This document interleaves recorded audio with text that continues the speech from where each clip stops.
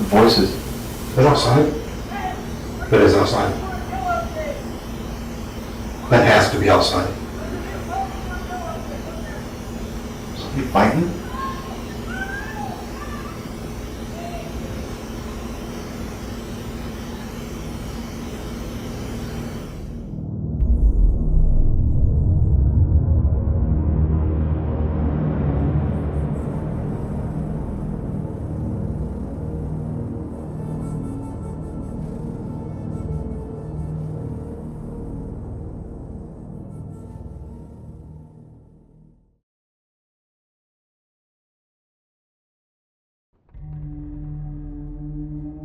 Welcome to Malvern Manor.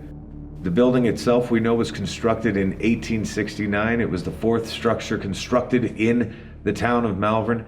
Its primary function at that time was basically just a hotel. Now, this building was also very multi-purpose. So not only was it a hotel mainly servicing the railroad, but this was also a very community-oriented type of building. Like, it was very multi-purpose. Like, weddings have been held here, funerals have been held here. They would have Sunday night dinners here, all sorts of fun stuff. There was a doctor's office on site, there was a restaurant on site. Like, it was the place to be, the pinnacle of the area. And it ran as a hotel all the way up until the 1950s. So it had a pretty good run. Now at that time, it kind of takes an odd turn. It becomes what we would consider to be more of like a nursing home type of setting, right? Now, sadly, the nursing home doesn't really last that long. Only a couple of decades, really. And in the 1970s, the state of Iowa comes in and they shut them down because the hallways aren't wide enough to support transporting patients. So this is then where history becomes the most fascinating for geeks and nerds like myself, and that is where it becomes the group home. And the group home is servicing any form of mental disorder that you could possibly imagine. Now, what they considered to be a mental disorder back then is quite different than what we do today. Things that we see every day, people with drug and alcohol abuse, people with Down syndrome, very common type ailments. And then of course, people on the opposite side of the coin, more exotic cases, people with DID, or what we used to call multiple personalities, people with schizophrenia, like even murderers were housed here. So this is a very eclectic group of people coexisting together under the same roof, and it ran as such all the way up until 2005. So it really wasn't that long ago when this building was still in full swing. Now, obviously, like we do, guided tours, things like that. We do overnight investigations. Paranormal enthusiasts have literally come from all over the globe to come here and explore and experience this. Like, one thing that we pride ourselves on here is the fact that this building is the exact same as it was when I first walked into it. We haven't done anything. The only thing that we have done is we have, updated the plumbing. We added a heater, so there's a warm section of the building, but we also then removed some of the sensitive pieces of documentation. The things that are blatantly obvious to be violations, you know what I mean? We got rid of those and put them in a safe place. I certainly don't want to step on toes of family members or anything like that. I also don't feel like playing the HIPAA game, anything like that. So we thought it best, obviously, to get rid of all of that stuff.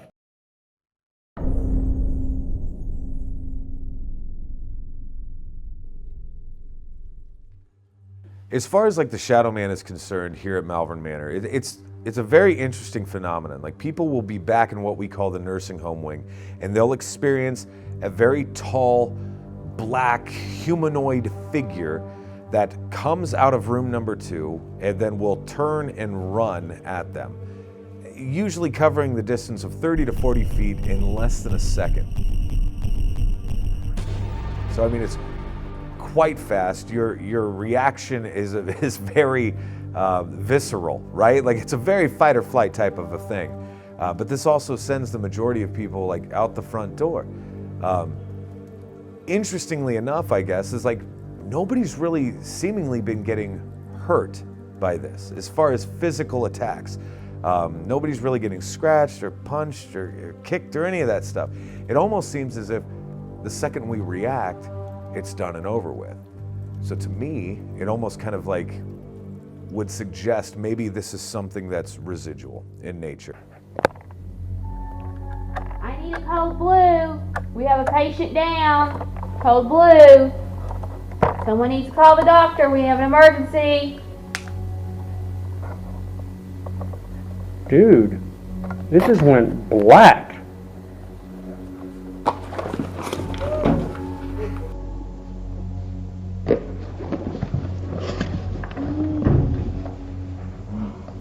Something just came down that freaking hallway, not even nothing.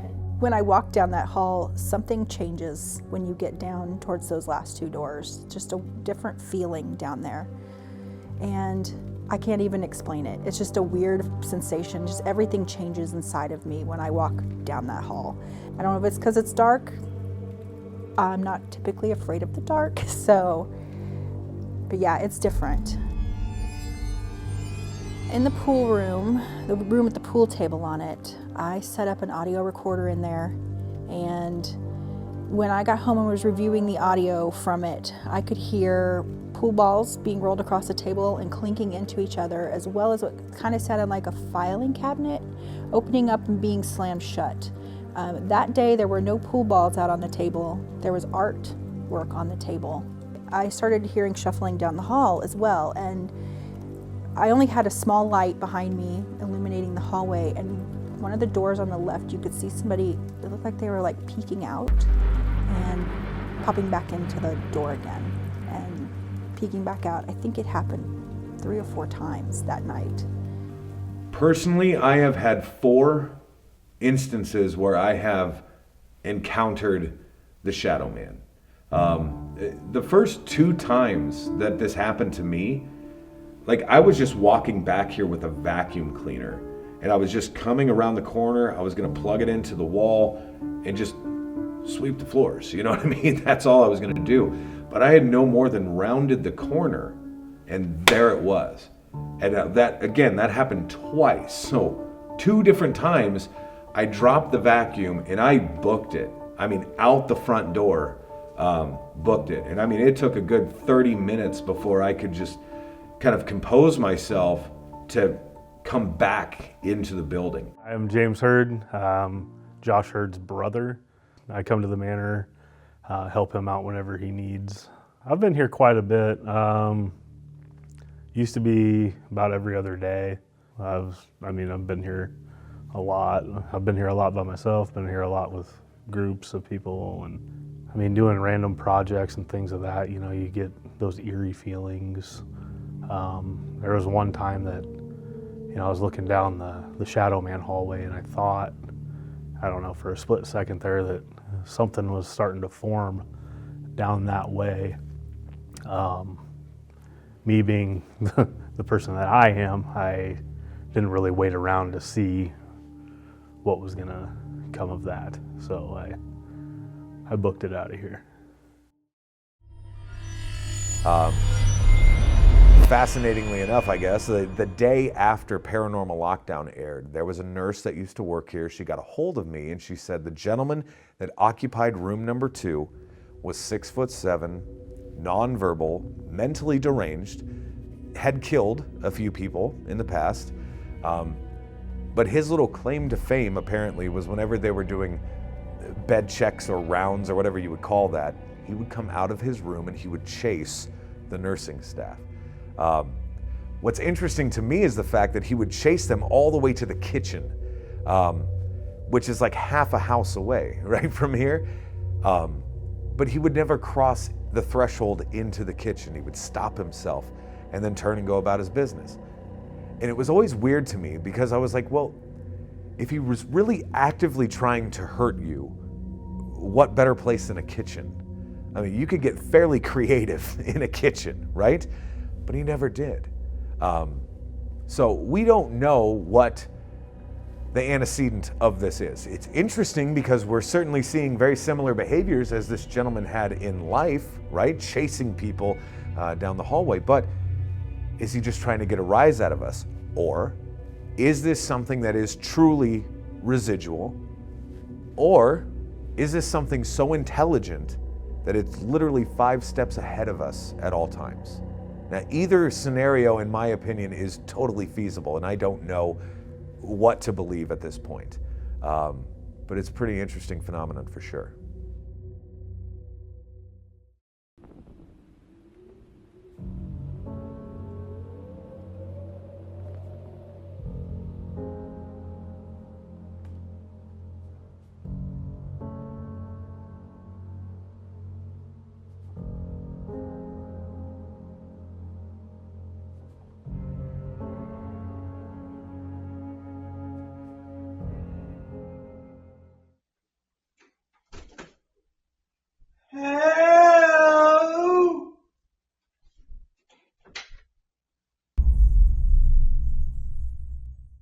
Down the hallway here, I believe it's room 7, that we were asking, we closed the door, and we were asking, you know, can you open the door, this, that, and the other, being very nice and respectful, and all of a sudden that the handle popped and the door swings open, and I guess I just stood there and kind of watched it happen. So we have another spirit here at Malvern Manor that goes by the name of Rebecca. Now, as far as Rebecca is concerned, we do know that her stay here was fairly traumatic, to be quite honest with you, right? Now, we do know that she was only in her mid-30s. So, I mean, she's quite young. She's dropped off here by her husband, which apparently was something you could just do back in the day. Obviously, she then thinks, my husband no longer loves me. He doesn't find me attractive. This became quite the obsession for her. So much so, like, she would stand at the sink in her room, looking into the mirror, and she would pluck the hair out of her head, like one by one by one, which, because of her obsessive types of behaviors, we do know that she was very heavily medicated. Physically, she did not respond well to the meds at all. I mean, she stopped eating, she stopped drinking. I mean, she quite literally wastes away to nothing. Now, what's interesting to me is the fact that I would suggest that maybe half of that was due to the medication, but the other half was probably due to the fact that her soul was crushed. Like, she didn't want to go on. Freaking Malvern Manor, I swear.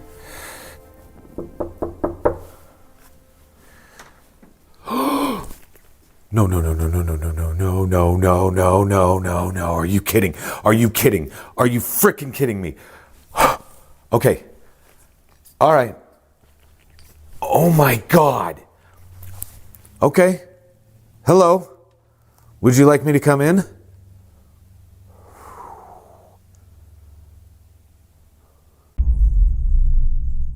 My name is Paul Kosis. I've been coming to the manor about 5-6 years now. I was in here very late one night and was changing some equipment, and there was somebody whistled clearly, and it was quite startling because I thought, well, obviously there's got to be somebody right in the hallway there, but in the next millisecond I realized I was the only one in the building.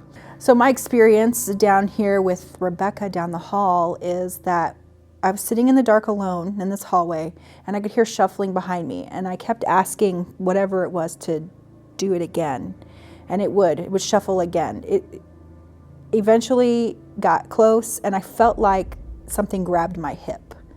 Then I heard the shuffling back again. Was it Rebecca? I don't know, but it was from her end of the hall. You know, as far as experiences in Rebecca's room, for the most part, everything seems to be rather pleasant. A lot of EVPs, physical manipulation of objects, again, like her tugging on people's clothing. One day we were doing a tour, and I had a group of maybe 7 people that were back here, and I was telling them the same story about Rebecca. And right there in the hallway, in the middle of the hallway, we had this girl who had very long blonde hair, and one strand of her hair got lifted up, and it was the craziest thing I've ever seen. 'Cause I'm like, we literally just got done talking about this, and now you're literally witnessing it for yourselves. For that poor girl, I mean, the tour was over for her. You know what I mean? She was more here for just the stories and maybe get a spook or whatever. She was not expecting that. So yeah, she went out the door at that point, but yeah. There was a time where I was here with my team and we were pretending. I used to work at a nursing home, and I was pretending that I was getting a resident and I was going to take them in for a bath. And we had knocking going on in the bathrooms. And I asked it to repeat the knocking, and it did. There was 2 different instances, a day visit here and then the overnight that I did here at an event, where right here we heard an audible woman's moan. 2 different times completely. An audible voice moaning, and it was a female voice. I guess I'll just leave you alone. I'm sorry. I mean, if you need me, you know where to find me, I guess. Jesus! Okay, hey. If you need me, you know where to find me, I guess. Jesus! Okay, hey.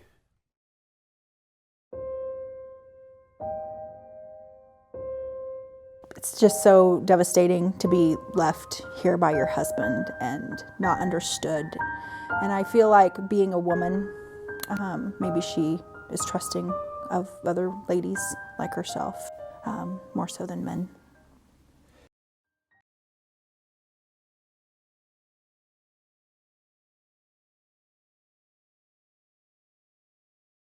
I mean, as far as Susie is concerned, I know a little bit. What I do know is that, like, the nursing staff told us that she was a middle-aged patient. Mentally, she's probably closer to about 8 or 9. So we found a lot of coloring books and activity books and all of that, which was always a question for us. Where did these come from? And who is Susie? It's very interesting to me, that room specifically, from the investigative side of everything. We openly invite people to color in her books, leave her a note or a message. Like, she seems to just love the company, love the interaction with others. But again, like, from the investigative side of everything, that room fascinates me because the activity itself seems to be contained to the room. Like, every other spirit, resident spirit or whatever in this place is fairly transient. They'll follow you, they'll mess with you. She stays put. I've gone as far as even setting up what looks like a birthday party at the end of this hallway over here, trying to coax her out of the room. Cupcakes, balloons, music, the whole 9 yards. And we always get the same type of response. I can't leave. I'm scared. He won't let me leave is a big one. Now, I can't definitively tell you who he is. However, like, I do have very strong speculations. Nothing definitive, of course, but like very strong speculations as to who this he might be.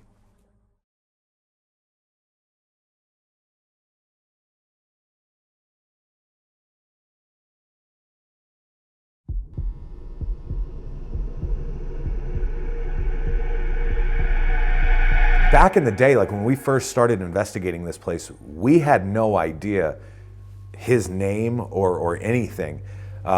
We just simply referred to him as the Grumpy Man. But then it was after then getting to know some of the former nursing staff and things of that nature, they were able to kind of fill in those gaps and be like, oh no, that's Hank or Henry. And it kind of depends on the day, I guess, and just what he wants to be called. From everything that the nursing staff told me about him, he was a patient here, mid-90s to late 90s, even further on to that, but I mean, primarily their stories are coming from that time period. Hank's just a grumpy old cuss, apparently, like even in life. Like, he would sit out on the front porch, he would throw rocks at children, things like that, just kind of like that stay off my grass kind of a guy. We also know, like, he has a very strong dislike for females. Now, what the antecedent of that is, I have no idea. Whether it was something with his mother growing up or what that was.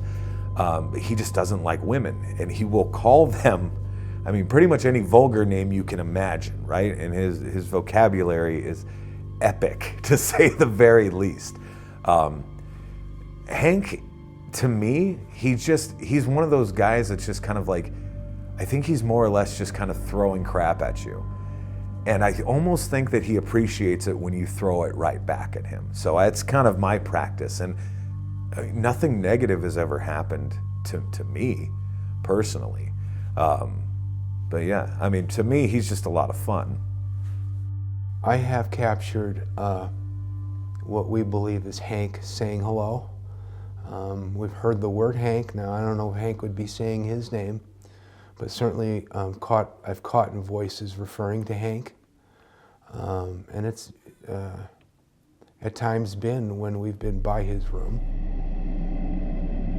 Hank's room has just it's giving me weird vibes, I guess, how I'm feeling right now, disoriented. Basically, same with this entire place, it's crazy.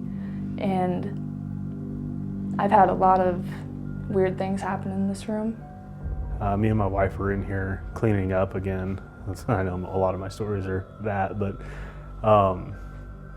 and we're leaving that room and we go downstairs and it sounded like something like either slammed like a file cabinet or punched a file cabinet. You know that distinct sound of an empty file cabinet. We both just kind of looked at each other like, I guess we upset him. So, because we both knew exactly where it came from. So we walk in from the other hallway, the blood hallway. Justin says, let's come into Hank's room and see what we can find there. Let's see if you try on his clothes, if something will happen.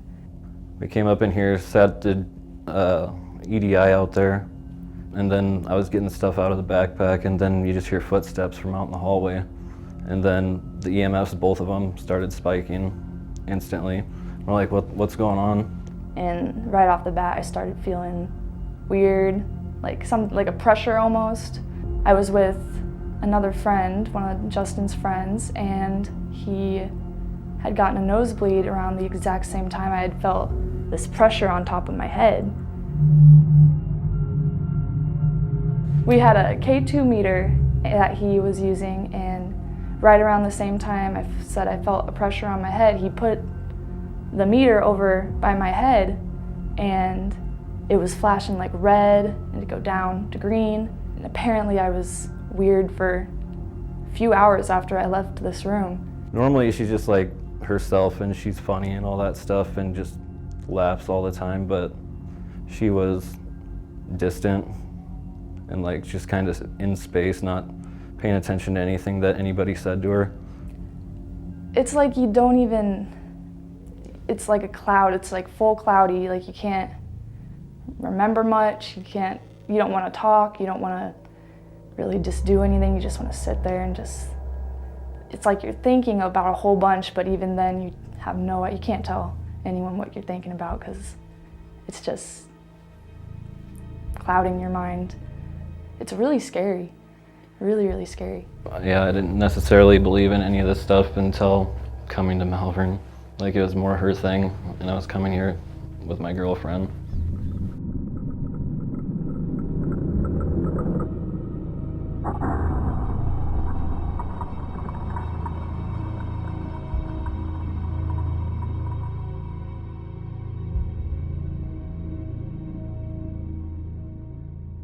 So a lot of the experiences that people have had is a lot of disembodied voices, sometimes even like quite audible, specifically with women, right? I mean, calling them some of the nastiest things you could possibly imagine. But I mean, sometimes Hank has been known to get a little handsy, if you will, with people of the female persuasion. Maybe give them a swat on their rump, or maybe just, whatever, some kind of physical contact that's probably not necessarily wanted, is what I'm saying. But he's an interesting dude for sure. I know that he does not like women. I know he does not like women trying on his clothes at all. I'm assuming it was Hank doing all that weird stuff to my head, but it was basically right after I put the clothes on. There was a time that I was here on a day tour, and I was up here in Hank's room. I'd like for Hank to like me. And I went out in the hallway, and I was gonna head down the hall, but I heard shuffling down there, like walking footsteps. And they seemed to be getting closer to me and then stopped. And I was frozen in fear. I thought that somebody was coming for me, and we were kind of having a standoff, it felt like. Something was looking hard at me.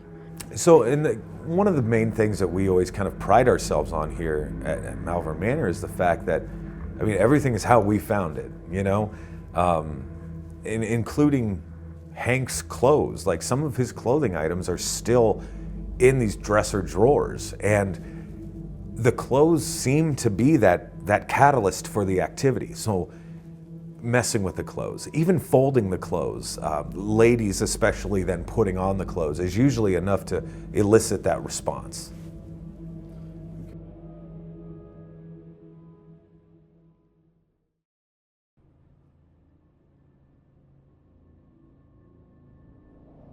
So Gracie was certainly one of the more exotic patients that was housed here, right?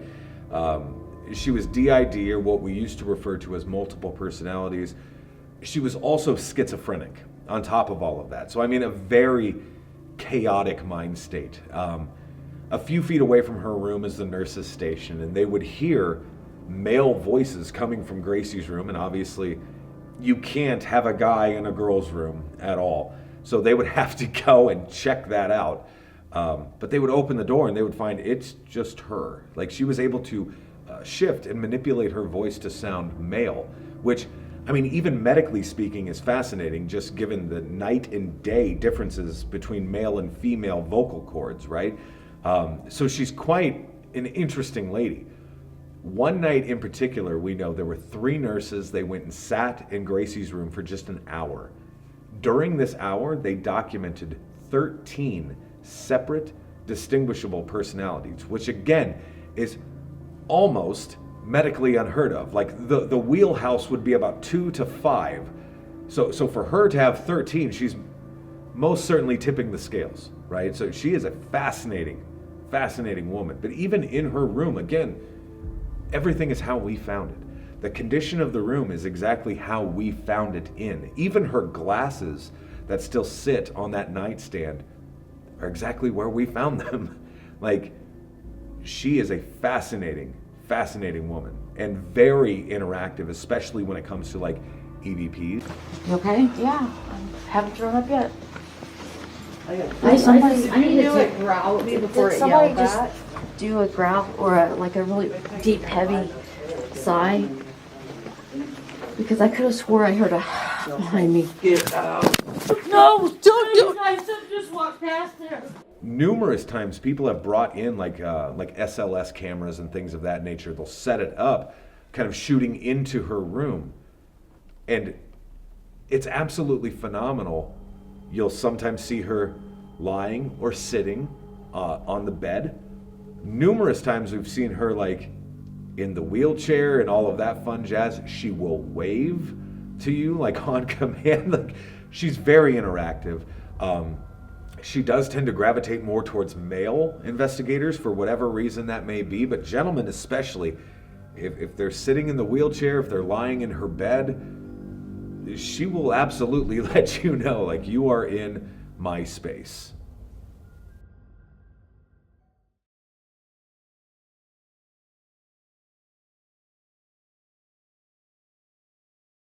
As far as like the history of Inz Gibson goes, it's very interesting. We know that the year was 1900. It was December 21st. So I mean, it's right around Christmas time. We know 12-year-old Inz Gibson is outside playing with her 8-year-old brother Otto. She's either cold or bored, but she says, "I'm going upstairs." Well, we know 10 minutes pass. Her brother Otto then comes upstairs and finds his sister Inz hanging by her jump rope in the closet. This looks like a suicide. To be fair, it kind of smells like a suicide. Like, these kids had a very tough go of life anyway. Maybe further suggesting suicide. I don't know. What I do know is that Otto tries to get her down. He can't. He's only 8 years old. He's not strong enough. So Otto then runs to the grocery store. The grocery store is currently then where Aunt and Uncle were working that day. Now, Aunt and Uncle had also just become adopted mom and dad. So again, a new living situation, a tough go of life anyway. But he grabs Aunt and Uncle. He grabs 2 doctors as well, which just seems like complete dumb luck, in my opinion. They all race back. They got her down. They tried to assist her in some way. Far too much time had passed, right? There was just no helping her. This story shook the entire community. Like, even one of the doctors that was trying to assist her that day, he commits suicide 10 days later. This story gets messy, for sure. Now, what's fascinating to me is the fact that one of the most active spirits that we have here is a little girl claiming to be Inz Gibson. And you'll very audibly hear her running up and down these halls. She will call you by name. She'll ask you to come and play, weird things like that. But definitively, we also know that Inz Gibson never died here. Like the story I just told you, 1000% happened, but it happened across the street. Like, not here on this property. In fact, I have no record of her being on this property. So why? And like, why in her afterlife, if it is in fact her, is she seemingly then choosing to be here? I don't know. On Instagram too. So yeah, it's been a weird night. The dog just broke. Oh my.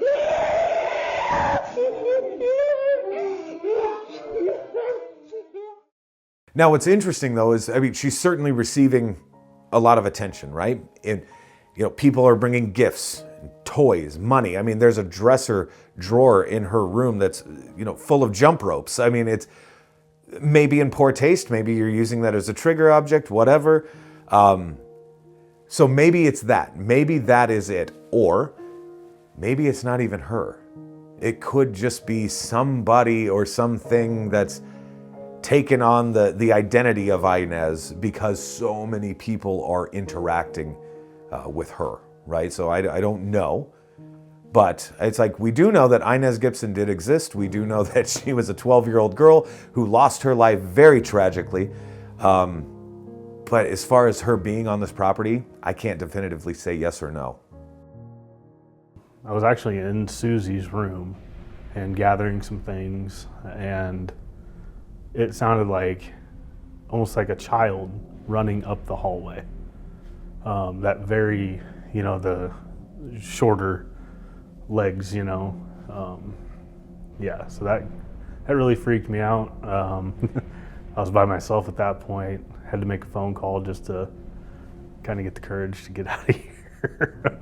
This hallway is the scariest to me, but also one of my favorite places, or my favorite altogether here, because I get a weird feeling. The first time I came here, I had a really weird feeling coming down here, and then a door closed by itself, and then I can't explain how I feel when I come here, but you always hear footsteps coming up and down this hallway and stuff, and it's just the one place I don't want to be alone. So we were doing a Brush with Evil 2, and we were doing a series of like isolation experiments, and I was put in that room. I was tied to a chair, blindfolded, and I had these earplugs that were put into my ear canal there.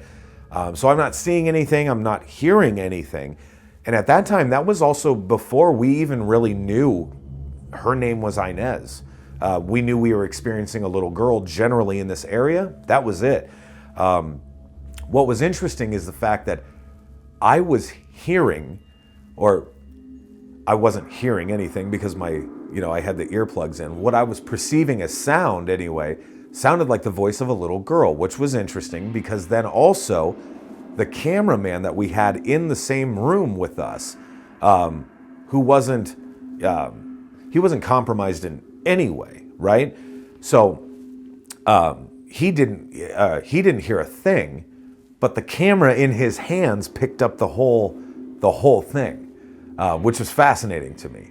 So the camera picked it up, I was picking it up, but he didn't pick it up at all.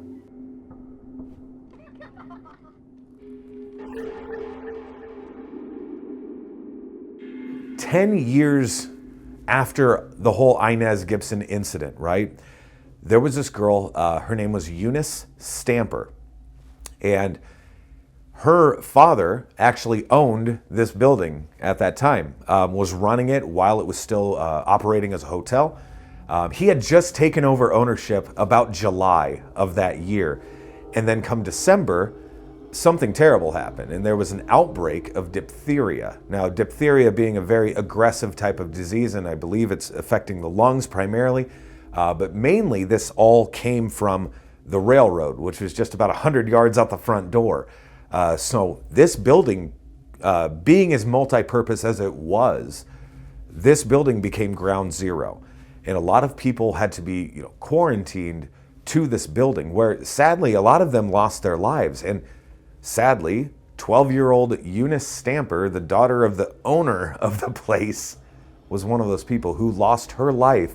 It was December 31st of that year. So as far as Inz Gibson is concerned and the activity seemingly with her, we're talking physical manipulation of objects, very audible responses. Sometimes you'll hear giggling, sometimes you'll hear singing, laughing, crying, screaming. It runs the gamut, it really does.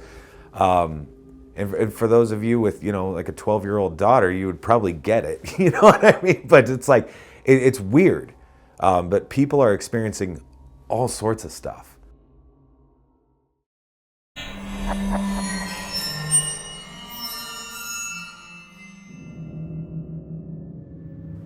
So, number one, for the most part, is kind of an anomaly to us. We know that there is a very seemingly aggressive spirit here in Malvern Manor that refers to himself or itself simply as number one. What's interesting about it is number one didn't really come to fruition until we had this doll that was sitting in Inez's room jump off of this table. What was interesting about it is there was a team that was here. They were live on Facebook. They were answering some weird battery of questions or whatever, and they were kind of just addressing the questions. They're like, oh yeah, it's been kind of a quiet night. Not a lot has happened. And then you see this doll, like Chucky style, jump off of this thing. What's interesting is the doll itself is made of porcelain and is very top heavy. And every time that this happened, every time the doll would fall, the head would take over gravity, right? It would always land on its head first. Weird.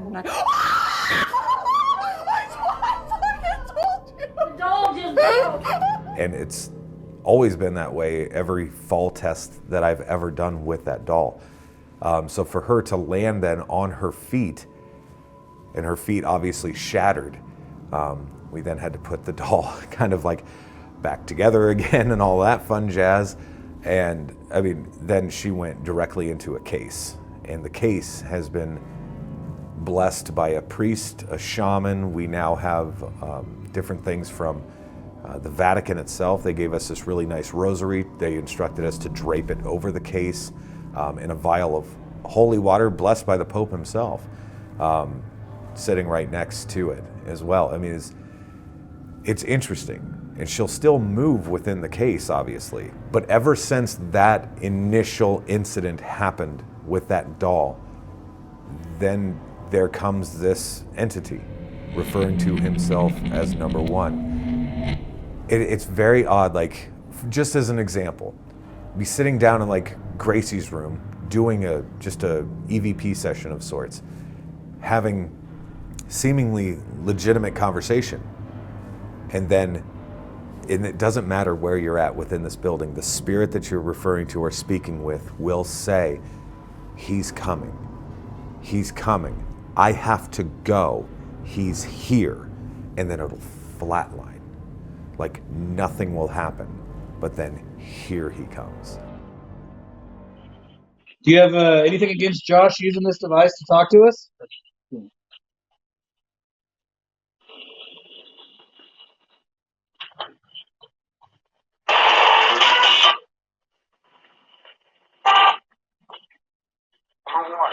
Number one. What the fuck? Number one. Which You one? heard that. Oh, yeah. It's almost as if either one, they're scared of him, or two, he's suppressing them in some way. I don't know. So is this something that's just like an evil spirit, maybe just somebody who is kind of pissy in life? Or is it something more than that? Like, I don't know, we can't really put our finger on it. What we do know is that the one time that I asked this entity or whatever, I said, what if I just got rid of you? Its only response was, bring God. Who's messing with the lights? God. Did I just say what I think It sounded like it goes, God. Jesus Christ. God. I absolutely despise this hallway. We were, my brother-in-law was in town, kind of wanted to check the place out. So we came and we were showing him around and things like that. We were coming up to the attic back here, and he was first, and my wife was in the middle, and I was bringing up the tail end. And I was probably, I'd say a good 10 feet behind, you know.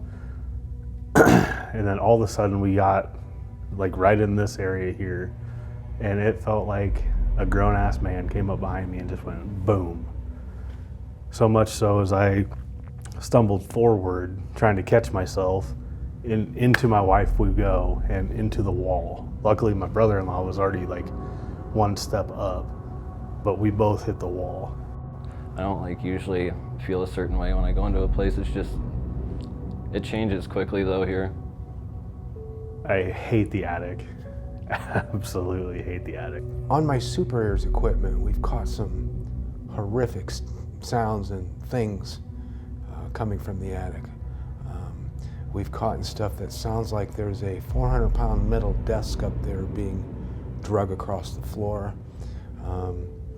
We've caught stuff like as if somebody had a big sack of rocks and dropped them on the floor, very loud. I was up here and I was just kind of cleaning up the place and noticed the attic door was open. So here I come to shut it, and like I always do, and it happened again. Something just full on pushed me, but this time I fell into this doorway.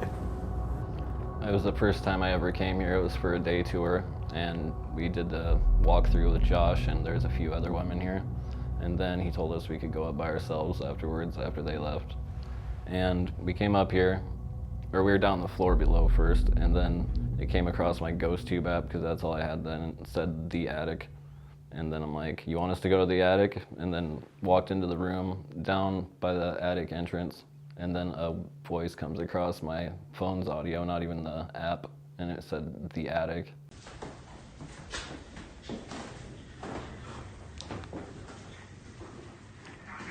Just like look at the ground and stuff and see if it.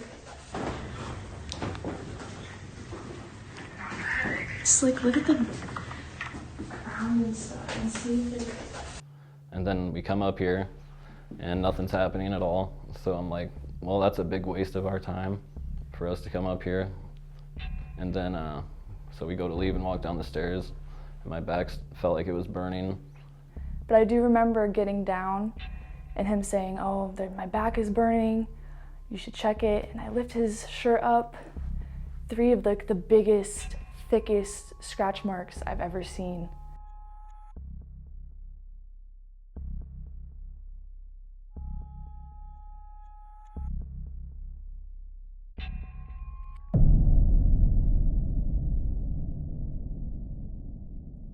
Whatever it refers to itself, number one, I heard is kind of a nasty thing, so there's a very good possibility of that. I think that's a lot of the negativity around here.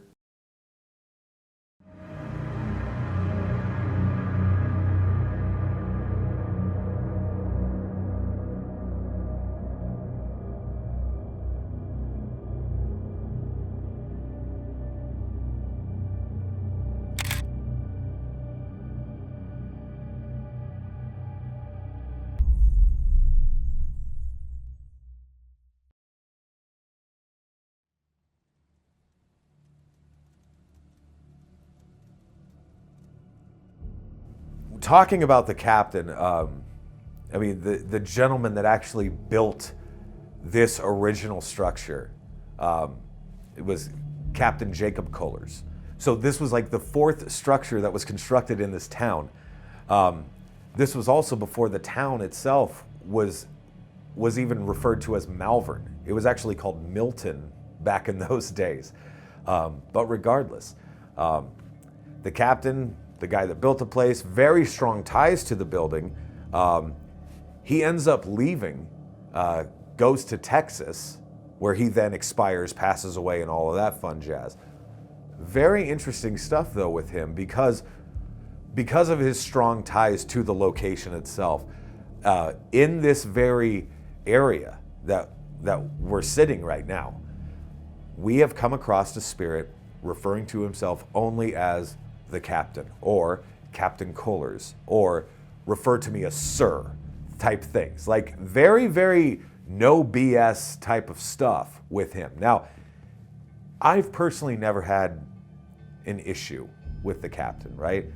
And I will say this, and I never say anything to like sensationalize, right? But like in this specific area, people have been scratched, punched, bit, kicked. So it's not a very welcoming experience at all.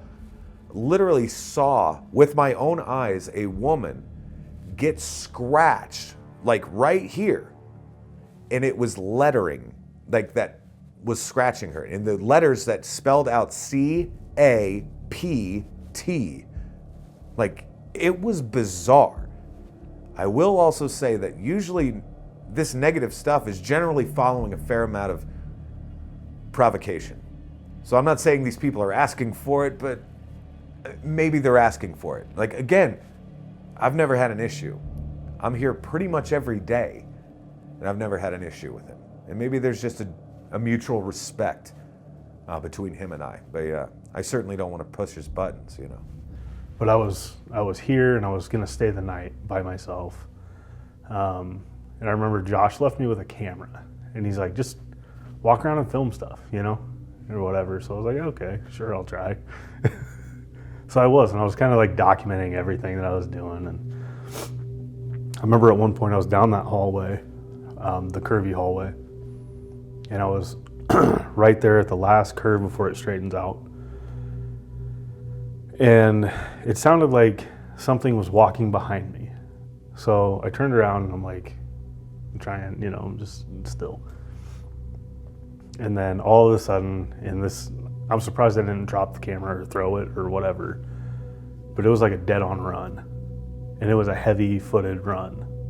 And it was coming straight for me. And I didn't even turn off the camera, I just hightailed it. I bet on the staircase I might have hit 4 stairs. I think I stayed outside for a good 3 hours, just, you know, talking to people, and like, I didn't venture very far the rest of that night. I just kind of listened. And I have caught several voices on my box that refer to the captain, and at times refer to possibly reporting to the captain, which is quite interesting.